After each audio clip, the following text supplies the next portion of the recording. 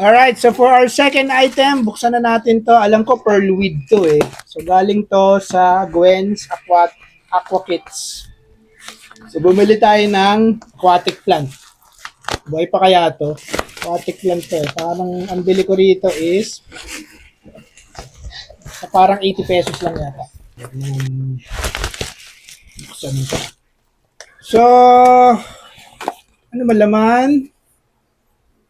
So we have aquatic plants. So originally ang bili nila natin kay